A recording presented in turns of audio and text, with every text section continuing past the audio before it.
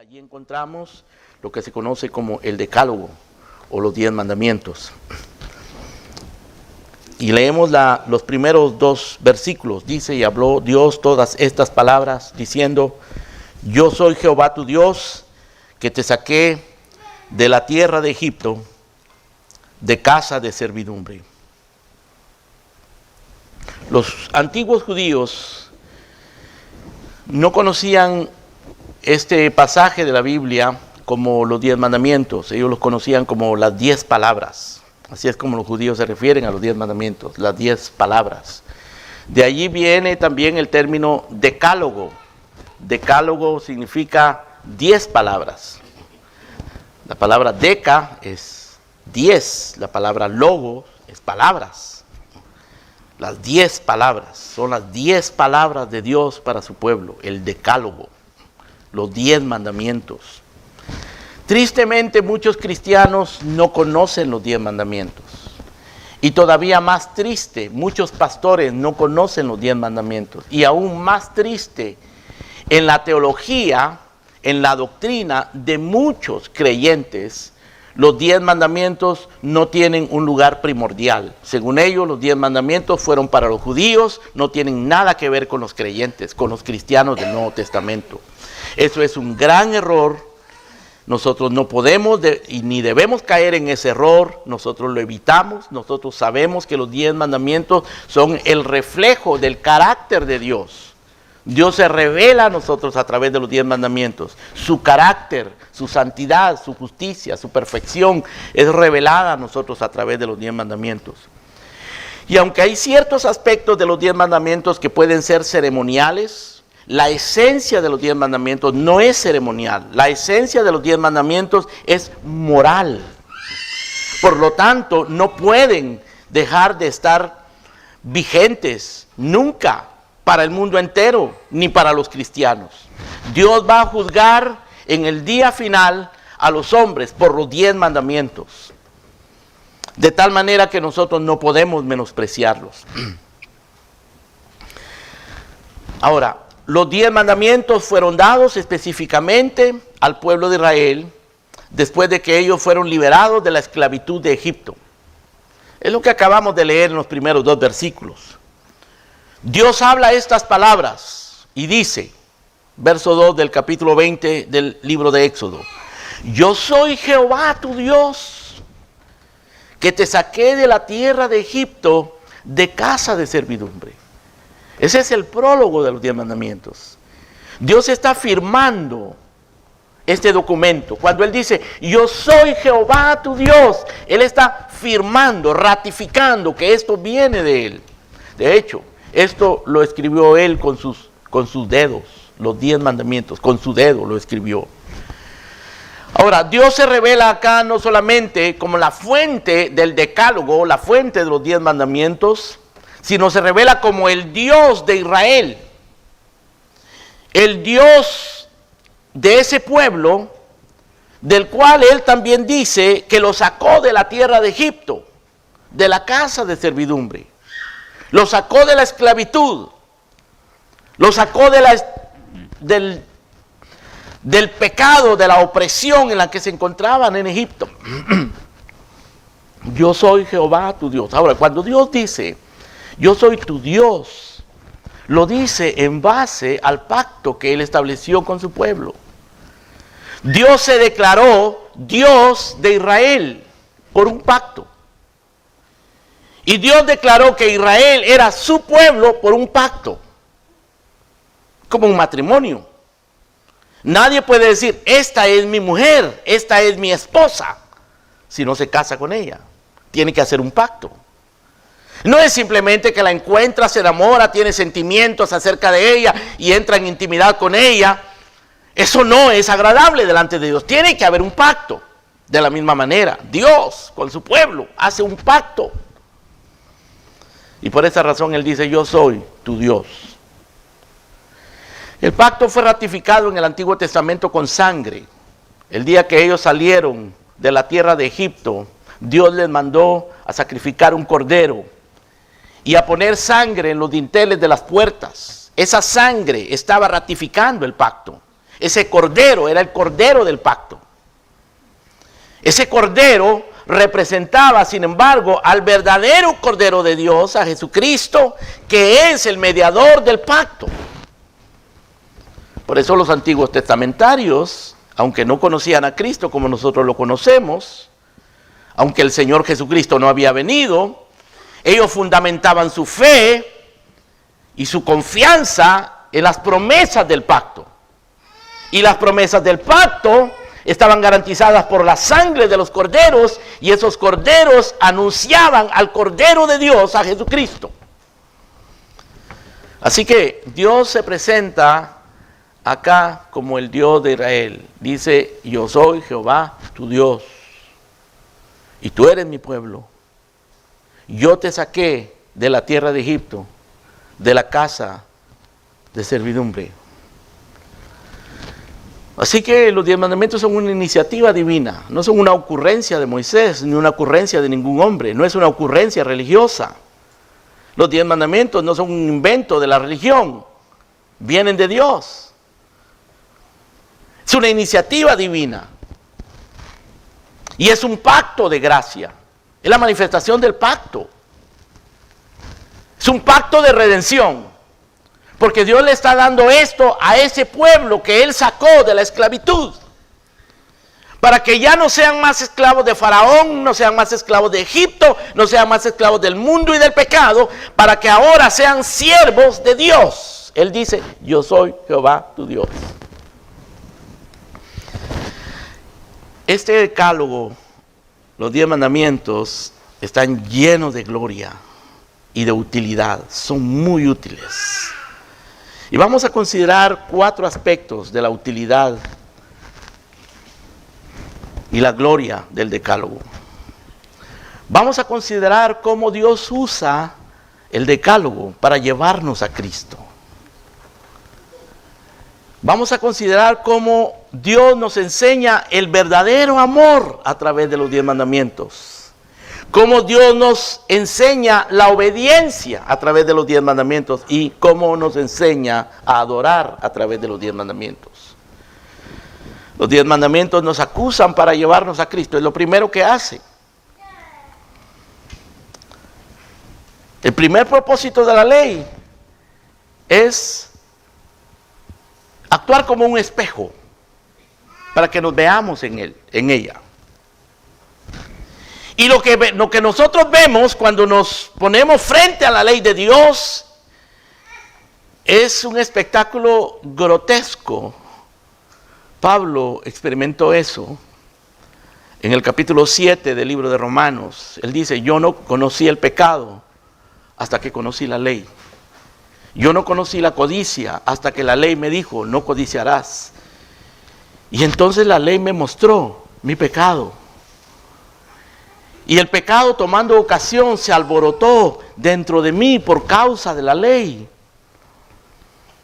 Porque cuando consideramos la ley de una manera seria, cuando consideramos la ley realmente como ella es, ella nos muestra nuestra miseria, nos muestra nuestro pecado. ¿Por qué? Porque la ley de Dios refleja la justicia perfecta de Dios. La ley nos dice quién es Dios, cómo es Dios. Y a través de esa luz que Dios arroja a través de la ley, esa misma luz nos ilumina nuestro pecado, nuestra pecaminosidad. Agustín de Hipona, hace muchísimos cientos de años, dijo lo siguiente: la ley nos ordena que luego de intentar hacer lo que ha sido ordenado, y sintiendo así nuestra debilidad bajo la ley, podamos aprender a implorar la ayuda de la gracia de Dios. La ley nos condena y nos invita a intentar hacer lo que Dios espera de nosotros. Y nos hace sentir nuestra miseria, nuestra debilidad, porque no hay ser humano que haya guardado la ley de Dios. Todos nosotros somos mentirosos, hemos mentido en algún momento, somos adúlteros, hemos tenido pensamientos impuros en algún momento. Con un solo pensamiento que hayamos tenido, nosotros hemos quebrantado la ley de Dios. Somos criminales porque hemos pensado mal y hemos deseado el mal a alguien en algún momento. Hemos hablado mal de alguien en algún momento. El Señor Jesucristo dice que el mandamiento no matarás. No se trata simplemente de evitar meterle un puñal o dispararle a una persona. Con solo que nosotros le digamos necio o fatuo a nuestro prójimo, hemos quebrantado el mandamiento. Para ser un adúltero no es necesario tener una relación ilícita, íntima, con una persona que no es su esposa. La Biblia dice que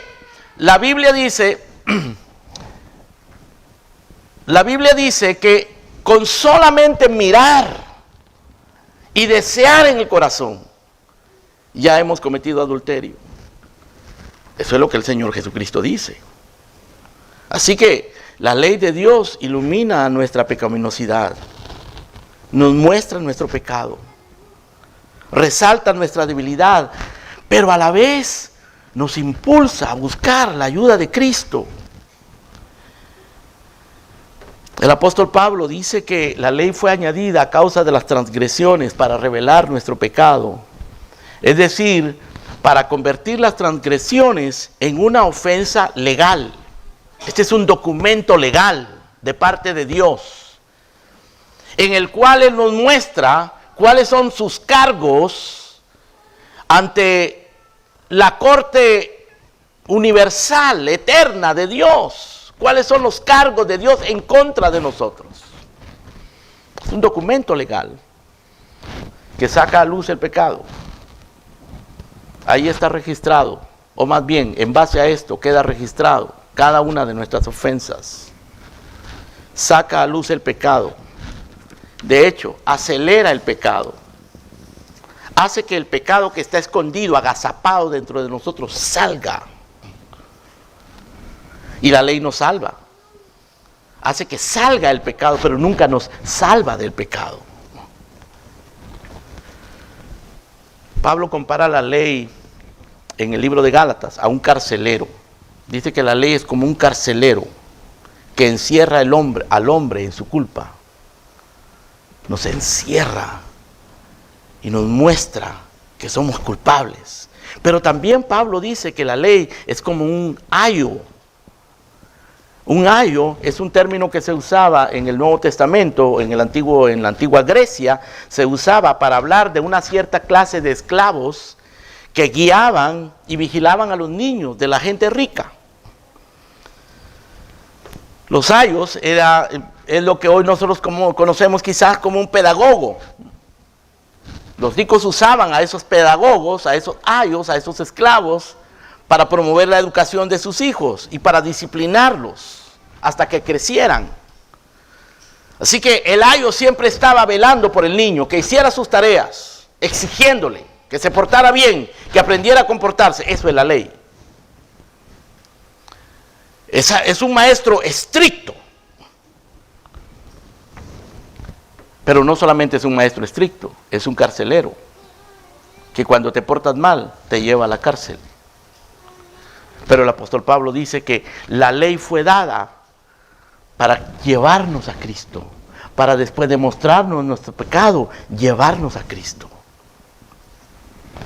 Por esa razón es que si un hombre, si una mujer no reconoce su pecado, no reconoce su indignidad, su impotencia, su miseria, no puede ser cristiano. Un cristiano no es cristiano porque asiste a la iglesia, o porque trata de portarse bien, o porque no le hace daño al prójimo, o porque aprende los coros y el lenguaje de los evangélicos. Una persona se hace cristiana cuando se encuentra con la ley y reconoce por la ley su pecado, su culpa, su impotencia, y se arrepiente de sus pecados y se refugia en el Señor Jesucristo, el único que ha cumplido la ley. Nadie más ha cumplido la ley. Él es el único que jamás ha cumplido la ley. Por eso es el único refugio. Por eso es el único salvador. Nosotros no podemos salvarnos a nosotros mismos porque hemos quebrantado la ley. Nacemos con esa tendencia, con ese veneno en nuestro ser interno de la desobediencia y la rebelión y el pecado. El pecado de Adán está conectado a nosotros. Nosotros estamos conectados al pecado de Adán. Y a medida que nosotros crecemos y vivimos, ese pecado se sigue manifestando y la ley nos sigue acusando. Pero Dios usa esa ley para mostrarnos nuestra miseria y extiende sus brazos en Cristo para decirnos que en Él hay refugio. El que no cometió pecado, porque guardó toda la ley. Por nosotros, Dios lo hizo pecado. Como que si no hubiese guardado la ley, como si fuese culpable de quebrantar la ley, habiendo guardado la ley. El que no cometió pecado, por nosotros, Dios lo hizo pecado, para que nosotros seamos hechos justicia de Dios en Él. Así que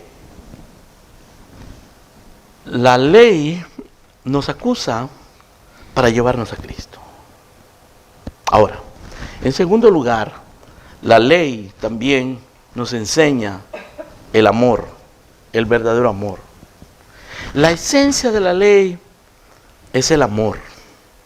Dios le dio la ley a Israel y nos da la ley a nosotros, sus 10 mandamientos, por causa de su amor, porque Él es amor. A través de los 10 mandamientos Dios nos muestra su amor. Porque los 10 mandamientos es un pacto que Dios hizo con el pueblo de Israel. Por eso Él comienza diciendo: yo soy Jehová tu Dios, que te saqué de la tierra de Egipto, de casa de servidumbre. No tengas dioses ajenos delante de mí, porque yo soy tu Dios. No tendrás dioses ajenos, yo soy tu Dios. No te hagas imagen ni ninguna semejanza, porque yo soy tu Dios. No te inventes dioses, yo soy tu Dios. No tomarás el nombre de Jehová tu Dios en vano. Tienes que aprender a reverenciarlo, porque Él es un Dios santo. Porque no dará Jehová por inocente al que tomare su nombre en vano. Ahora, eso es porque Dios hizo un pacto con este pueblo. Dios lo escogió para ser un pueblo especial. Y Dios nos escoge a nosotros cuando nos enseña nuestro pecado a través de la ley y nos lleva a Cristo. Él nos llama a ser un pueblo diferente y nos da los 10 mandamientos por amor. Y a través de los 10 mandamientos nos muestra su amor. En el libro de Deuteronomio capítulo 5 leemos lo siguiente, en los versos 6 en adelante. Dios hablándole. A través de Moisés, Dios le habla a su pueblo y le dice lo siguiente: tú eres un pueblo santo para Jehová tu Dios. Jehová te ha escogido para hacerle un pueblo especial más que todos los pueblos que están sobre la tierra. No por ser vosotros más que todos los pueblos os ha querido Jehová y os ha escogido, porque vosotros erais el más insignificante de todos los pueblos, pero Jehová os amó y quiso guardar el juramento que juró a vuestros padres, y os ha sacado con mano poderosa y os ha rescatado de la servidumbre de la mano de Faraón, rey de Egipto. Jehová os amó. Los 10 mandamientos son una manifestación del amor de Dios. Ezequiel en el capítulo 16 ilustra esto con una parábola. La parábola habla de una niña que fue abandonada al nacer y tirada en el camino, en sus sangres todavía. Nació y la abandonaron recién nacida en su sangre. Y dice el profeta a través de esta parábola, o Dios hablando a través de esta parábola, en Ezequiel 16: yo pasé junto a ti y te miré, y estabas en tus sangres y te amé. Y luego la parábola continúa diciendo que Dios la encontró otra vez abandonada. Dice: y pasé otra vez junto a ti, y he aquí que tu tiempo era tiempo de amores, y extendí mi manto sobre ti, y cubrí tu desnudez, y te di juramento, y entré en pacto contigo, y fuiste mía, dice el Señor. Es una parábola a través de la cual Dios dice: tú eres mi pueblo, yo te encontré abandonada,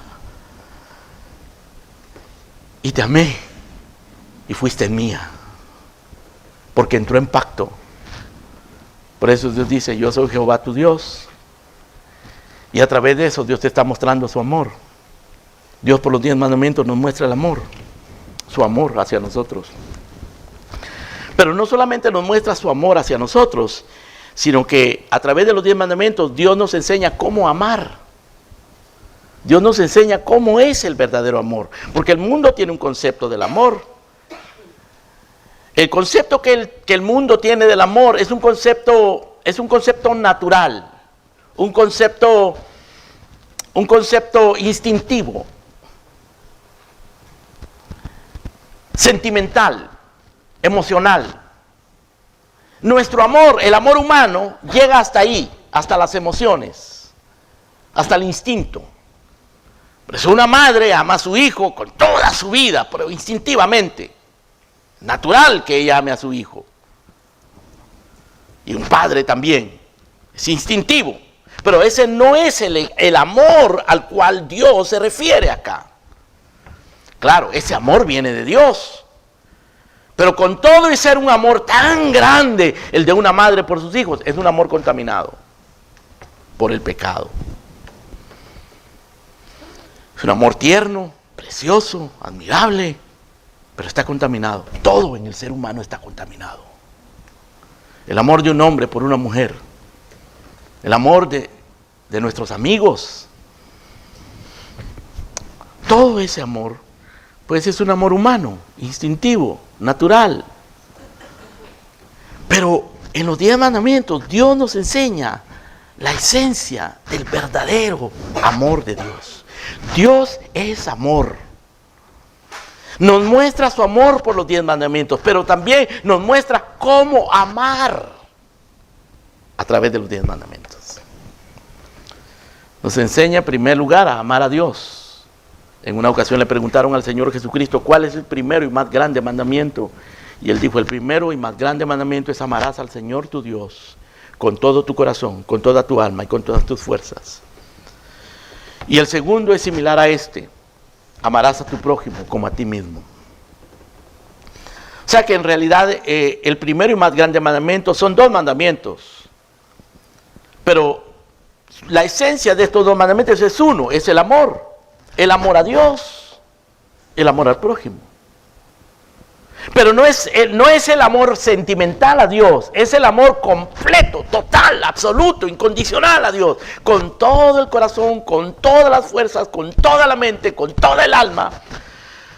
Lo cual nadie jamás, ninguno de nosotros lo ha podido hacer, ni lo hace. Nosotros no amamos a Dios así, no somos capaces de amar a Dios así. No podemos. El único que lo ha hecho es el Señor Jesucristo. Él es el único. Por eso es que nos refugiamos en Él.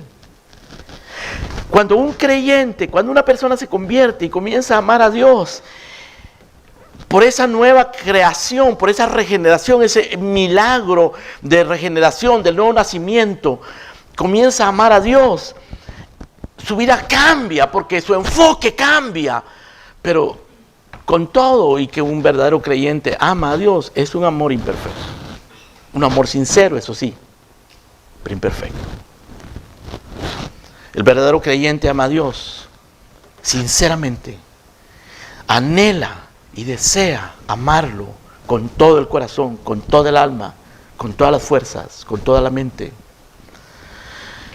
Y precisamente esa es una de las grandes frustraciones del verdadero creyente. El verdadero creyente tiene una lucha constante porque quiere amar a Dios de esa manera y descubre constantemente que no lo puede hacer. No lo hacemos.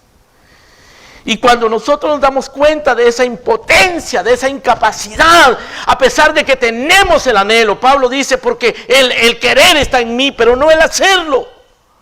Porque no entiendo lo que hago. Pues no hago lo que quiero, sino lo que aborrezco, eso hago. Y encuentro que el mal está en mí. Esa era la expresión de Pablo.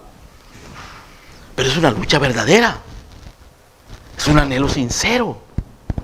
Nacido del Espíritu de Dios en nosotros. Y cuando nosotros encontramos esa impotencia, nuestra única esperanza es refugiarnos de nuevo en Cristo Jesús. Por eso es que Pablo decía, con Cristo estoy juntamente crucificado. Y ya no vivo yo, sino vive Cristo en mí. Y lo que ahora vivo en la carne, ¿qué es lo que vivimos en la carne? Pues lo que nos pasa todos los días, todas las circunstancias y las emociones y las situaciones que tenemos que vivir. Pero Pablo dice, todo lo que yo vivo en la carne, lo vivo en la fe del Hijo de Dios, el cual me amó y se entregó a sí mismo por mí. Los 10 mandamientos nos enseñan a enfocarnos en el verdadero amor. Amar al Señor con todo el corazón, con toda el alma, con toda la mente. Pero también nos enseñan que el verdadero amor es algo que se enfoca en el prójimo. El verdadero cristiano no es una persona mística que se enfoca en Dios olvidando al prójimo, sino que se enfoca en Dios, y ese enfoque en Dios se manifiesta amando al prójimo. No se puede amar a Dios sin amar al prójimo. El Señor Jesucristo dice, el segundo mandamiento es semejante: amarás a tu prójimo como a ti mismo. En Romanos 13 el apóstol Pablo dice lo siguiente: no adulterarás, no matarás, no dirás falso testimonio, no codiciarás, y cualquier otro mandamiento en esta sentencia se resume: amarás a tu prójimo como a ti mismo. Es decir, si amamos a nuestro prójimo, nosotros vamos a poder evitar, minimizar, luchar contra el pecado del crimen, del adulterio, del hurto, del falso testimonio, de la codicia. Por eso un verdadero cristiano lucha contra esas cosas. Se resiste contra el pecado, contra el adulterio, contra el chisme y el menosprecio al prójimo, el falso testimonio, la codicia. Porque Pablo dice, cualquier mandamiento se resume en esta sentencia: amarás a tu prójimo. Si amas a tu prójimo, vas a cumplir los mandamientos. En Gálatas 5:14 él dice, toda la ley en esta sola palabra se cumple: amarás a tu prójimo como a ti mismo. Y en Santiago capítulo 2 verso 8, Santiago ratifica esto diciendo, si en verdad cumples la ley real conforme a la Escritura, amarás a tu prójimo como a ti mismo, bien hacéis. Así que los 10 mandamientos nos enseñan el amor de Dios hacia nosotros. Y cómo vivir una vida de amor a Dios y una vida de amor al prójimo. Y la esencia del amor, como Cristo lo demostró, hermano, es negación, sacrificio, entrega. El amor al prójimo se manifiesta cuando nosotros no tenemos otros dioses, sino solo a Él. Lo ponemos a Él en el lugar supremo de nuestras vidas. No tendrás dioses ajenos. Cuando no nos estamos imaginando, ni inventando, ni deseando otras formas de adoración más que las que Él ha establecido en su palabra. No te harás imagen ni ninguna semejanza. No te postrarás a ellas ni las honrarás. Así demostramos nuestro amor a Dios. Cuando nosotros usamos el nombre de Dios con reverencia, no tomarás el nombre de tu Dios en vano. ¿Ven ustedes cómo la gente usa el nombre de Dios para maldecir? Usa el nombre de Dios para cualquier cosa. El verdadero creyente, hermano, es reverente al usar el nombre de Dios. Y también mostramos nuestro amor a Dios cuando guardamos el día de reposo, cuando trabajamos 6 días duro, pero el 7º día, en nuestro caso el domingo, nosotros lo separamos para Él. Es un día santo, dice, acuérdate del día de reposo para santificarlo, porque este es un día santo para Jehová. El verdadero creyente ama a Dios de esa manera, reconoce que Dios le da todo y el tiempo también, y por eso le dedica un día. Ama al prójimo, honrando al padre, a la madre, no adulterando, no robando, no matando, no codiciando, no levantando falso testimonio. Esa es la manera de amar al prójimo. Pablo dice, el amor es paciente, bondadoso, no tiene envidia, no es jactancioso, no es arrogante, no se porta indecorosamente, no busca lo suyo, no se irrita, no toma en cuenta el mal, no se regocija en la justicia, sino en la verdad, lo sufre, todo lo cree, todo lo espera, todo lo soporta. Ese es el amor. Y los 10 mandamientos nos enseñan eso. ¿Cómo se puede vivir sin los 10 mandamientos? ¿Cómo se puede amar sin los 10 mandamientos? Esa es la razón por la que muchos, incluyendo cristianos, tienen un concepto errado del amor. El amor para muchos es una cosa sentimental, si lo sienten. Ustedes ven a los esposos que dicen, yo ya no siento lo mismo por mi mujer, me voy a sexo. Esos pueden ser aspectos colaterales del amor. Son aspectos agregados del amor. Claro, el amor produce sentimientos y emociones, sí. Pero esos sentimientos y emociones tienen que estar gobernados por los mandamientos de Dios. Es un amor con entendimiento. La esencia del amor es los 10 mandamientos. Cristo mostró su amor en su cumplimiento a los mandamientos. Mostró su amor a Dios, mostró su amor al prójimo, cumpliendo los 10 mandamientos. El Señor Jesucristo dijo, yo por ellos me santifico, para que ellos también sean santificados en mí. Ahora, en tercer lugar, los 10 mandamientos no solamente nos acusan para llevarnos a Cristo, nos enseñan el amor, pero los 10 mandamientos nos enseñan la obediencia. Nos enseñan la verdadera obediencia, la verdadera santidad. El Señor Jesucristo dijo, si me amáis, guardad mis mandamientos. Y yo rogaré al Padre y Él os dará otro consolador para que esté con vosotros para siempre. O sea, la obediencia está ligada a los 10 mandamientos. Y la presencia del Espíritu Santo en nuestras vidas está ligada a la obediencia a los 10 mandamientos. El que tiene mis mandamientos y los guarda, ese es el que me ama, dice el Señor. Y el que me ama será amado del Padre, y yo le amaré y me manifestaré a Él. Es decir, la obediencia es una manifestación de nuestro amor y nos hace conocer más del amor que Dios nos tiene a nosotros. Por eso los desobedientes suelen volverse ingratos también, porque no comprenden cuánto Dios les ama, porque son desobedientes. Como el hermano mayor del hijo pródigo. El hermano mayor del hijo pródigo era un desobediente hipócrita, porque parecía obediente. Siempre estuvo en la casa. Y él le reclamó al padre, cuando el hijo pródigo regresó y el padre le hizo fiesta al hijo pródigo, el hermano mayor le dijo, ¿a mí nunca me has matado un cabrito para que yo me goce con mis amigos? Yo siempre he estado aquí obedeciéndote. Y se llenó de amargura y resentimiento con el padre. Era un obediente hipócrita. Falsa obediencia.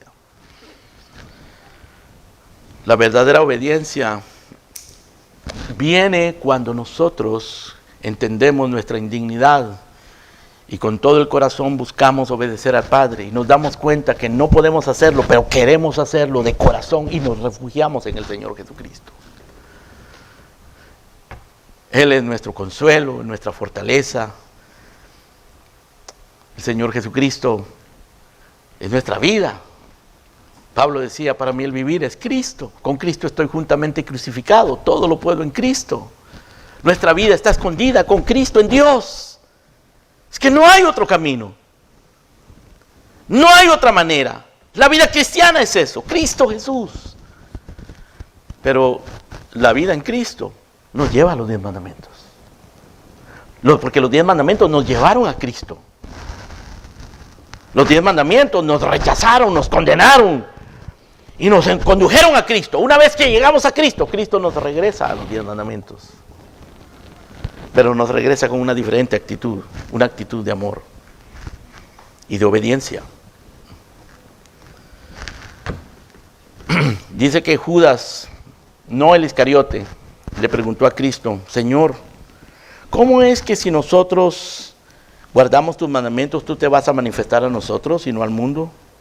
El Señor Jesucristo le dijo, el que me ama, mi palabra guardará. Y mi Padre le amará, y vendremos a Él y haremos morada con Él. El que no me ama, no guarda mis palabras. Es decir, los mandamientos son imprescindibles para caminar con Dios. Santificaos y sed santos, porque yo, Jehová, soy vuestro Dios. Guardad mis estatutos y ponedlos por obra, porque yo os santifico. ¿Y cómo nos santifica el Señor? A través de los 10 mandamientos. Como hijos obedientes, dice Pedro, no os conforméis a los deseos que teníais estando en vuestra ignorancia, sino como aquel que os llamó es santo, sed también vosotros santos en vuestra manera de vivir. Porque escrito está, sed santos, porque yo soy santo. Los 10 mandamientos nos enseñan santidad. Pero no es una santidad ficticia. No es una santidad fingida. Tampoco es una santidad perfecta. Pero es una santidad sincera. Una santidad que brota de la gracia de Dios. Y que encuentra su perfección en Cristo Jesús, no en nosotros mismos. Pero que se esfuerza. Pablo dice, ocupaos en vuestra salvación. Con temor y temblor. Porque Dios pone el querer como el hacer. Y nos enseña a través de los 10 mandamientos. La obediencia. La obediencia en amor. Por amor. Un amor espiritual. Bíblico, sincero, de corazón, práctico. Un amor que se manifiesta en nuestra reverencia a Dios. Nuestra vida centrada en Dios. Por eso el verdadero cristiano planifica su vida, no alrededor del trabajo, no alrededor de sus intereses, no alrededor de sus preferencias. El verdadero cristiano planifica su vida alrededor de Dios y de sus mandamientos.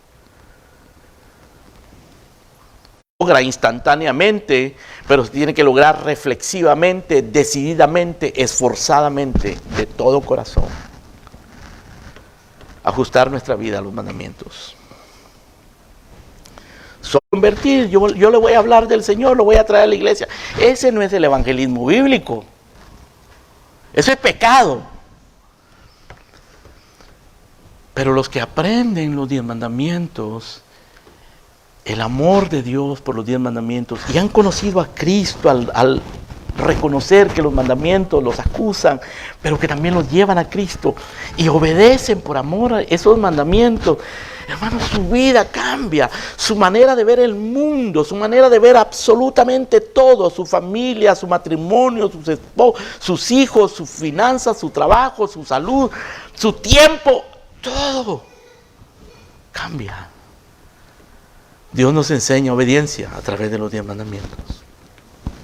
Ahora, en cuarto lugar, Dios nos enseña no solamente que somos pecadores para llevarnos a Cristo, que Dios nos ama y cómo amar a través de esos mandamientos. No solo nos enseña obediencia, pero nos enseña también adoración. La adoración se aprende en los 10 mandamientos. Muchos piensan en la adoración y piensan en músicos, en banda, en coros, en ritmos, en sentimientos. Pero cuando pienses en adoración, piensa en los 10 mandamientos. Los 10 mandamientos son un manual de adoración. Nos enseñan el aspecto supremo de la adoración es que Dios es prioritario. Y es lo primero que los 10 mandamientos nos enseñan. No tendrás dioses ajenos delante de mí. Porque para Dios no tiene ningún valor que nosotros vengamos a deleitarnos en la música de la iglesia y en las actividades de la iglesia, si en nuestra vida cotidiana Dios es secundario y hay otros intereses por encima de Dios y de su iglesia y de su obra. Imagen, no te hagas semejanza de nada que esté arriba en los cielos, abajo en la tierra, en las aguas debajo de la tierra. No quieras comparar a Dios con absolutamente nada. Hay cosas fantásticas y maravillosas, hermanos, en la creación. Hay cosas fantásticas y maravillosas en el ser humano. Ver a un recién nacido es una cosa fascinante. Ver un amanecer, un atardecer. Hay paisajes, hermano, que lo dejan a uno fascinado, ¿no? Y eventos en la vida. Pero nada se compara a Dios. Puede ser tu carrera, puede ser tu apariencia física, puede ser tus conexiones, puede ser cualquier cosa. Se puede llegar a convertir en un ídolo. Los 10 mandamientos nos enseñan a rechazar eso. No tengas dioses ajenos, no te hagas imagen ni ninguna semejanza, no tomes el nombre de tu Dios en vano. Aprende a reverenciar el nombre de Dios. Cuando vengas a la casa de Dios, dice el libro de Eclesiastés, acércate, guarda tu pie. Cuando vengas a la casa de Dios, con cuidado, guarda tu pie. Y acércate más para oír que para ofrecer el sacrificio de los necios, porque no saben que hacen mal. No te apresures con tu boca, no te apresures a hablar palabra, porque de las muchas palabras nace la necedad. Por eso la adoración en la iglesia debe ser reverente, debe ser modesta. Esa es la razón por la que adoramos así. Nosotros podríamos tener, hermano, mucho entretenimiento aquí, hacer algo muy vistoso y muy agradable. Y seguramente tendríamos mucha más gente acá, porque a la gente le gusta eso. Pero no es eso lo que estamos buscando, no es eso lo que Dios nos llama a hacer.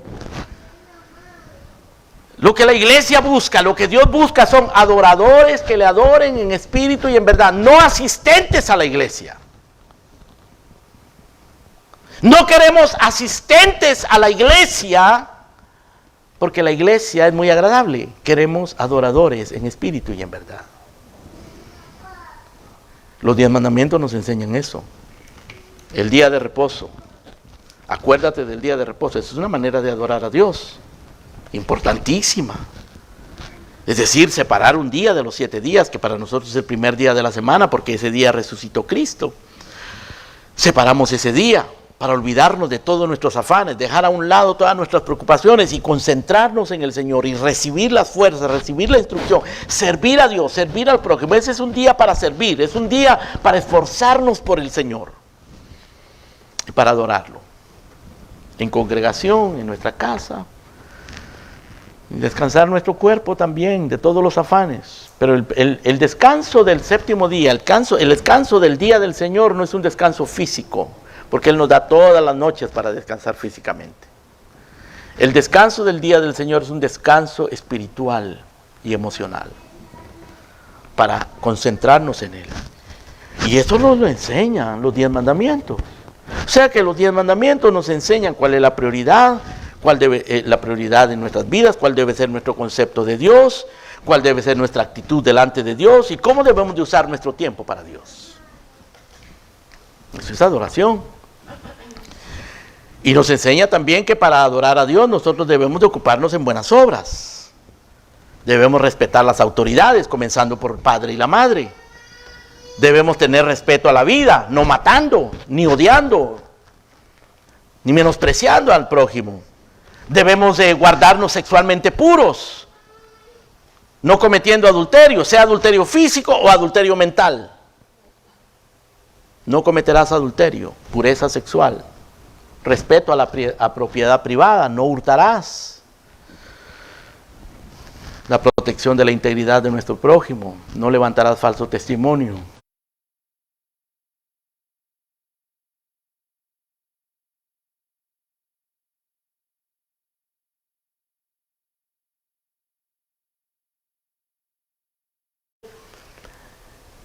Ni el siervo, ni el buey, ni el asno de tu prójimo. No codicies. Conténtate con lo que Dios te ha dado. Esa es una manera de adorarlo. Es lo que Pablo dice. Yo he aprendido a estar contento, aún en la cárcel. Y cuando he tenido abundancia he estado contento, y ahora que tengo escasez he aprendido a estar contento en Dios, a regocijarme en el Señor.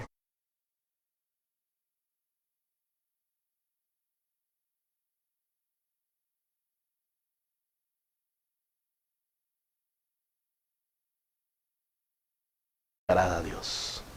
Sacrificio de labios y hacer el bien y la ayuda mutua. De eso se agrada a Dios. Si alguno se cree religioso entre vosotros y no refrena su lengua, engaña su corazón y la religión del tal es vana. La religión pura y sin mácula delante de Dios, el Padre, es esta: visitar a los huérfanos y a las viudas en sus tribulaciones y guardarse sin mancha en el mundo. Es decir, es una cosa práctica. La adoración es una cosa práctica. Los fariseos no eran prácticos en este sentido, hermano, eran teóricos. Ellos eran teólogos, pero no ponían en práctica la palabra de Dios. El Señor dice: estos en vano me honran, pero su corazón está lejos de mí. Enseñan como doctrinas mandamientos de hombres.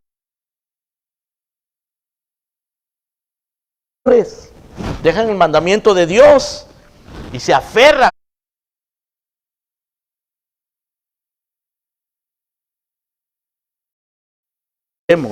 En buenas obras.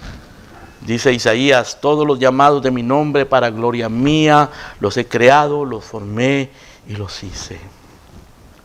Dios nos formó y nos creó para eso, y nos ha dado los 10 mandamientos, la gloria y la utilidad de los 10 mandamientos. Estos mandamientos no justifican a nadie, más bien nos condenan. Pero cuando una persona se encuentra condenada por los 10 mandamientos y se refugia en Cristo encuentra la justicia que los 10 mandamientos no nos pueden dar. Pero una vez que hemos recibido la justicia de Cristo y se nos ha imputado, se nos ha atribuido la justicia de Cristo y hemos sido limpios de nuestros pecados, y Dios nos ve como que nunca hubiéramos pecado por estar en Cristo, Cristo nos envía de regreso a los 10 mandamientos. Y entonces los 10 mandamientos ya no nos condenan. No nos justifican, pero tampoco nos condenan. Lo que los 10 mandamientos hacen es que nos muestran el carácter de Dios. Nos muestran la voluntad de Dios. Dice el Salmo 1: bienaventurado el varón que no anduvo en consejo de malos, ni en camino de pecadores, ni en silla de escarnecedores se ha sentado, sino que en la ley del Señor, sus 10 mandamientos, está su delicia, y en su ley medita de día y de noche. Claro, la palabra ley, hermano, se refiere a los 10 mandamientos, pero se refiere a toda la Escritura también. Pero la ley de Dios, hermanos, después de que nos ha convencido de nuestra impotencia, de nuestro pecado, de la contaminación de nuestros corazones y de nuestra naturaleza, y nos lleva a Cristo, nos enseña a depender de Cristo. El único que cumplió y que llevó sobre sí mismo la maldición de la ley para nuestro bien y en nuestro lugar. Conocer los 10 mandamientos nos puede hacer gente agradecida, adoradores verdaderos, enseñarnos a amar, porque nos muestra por dónde caminó Cristo, nos muestra a Cristo, el carácter de Cristo. Ahí está el carácter de Cristo. Decía un hombre de Dios de la Reforma: no podemos formarnos un concepto correcto del carácter de Dios sin sentirnos sobrecogidos por su majestad y obligados a servirlo. Y la majestad de Dios está revelada en los 10 mandamientos. Son para ti, son para la iglesia, son para nosotros, son útiles para nuestras vidas. Amén. Oremos, hermanos. Padre nuestro, gracias te damos por el decálogo. Gracias te damos por la gloria y la utilidad, Señor, de este maravilloso documento.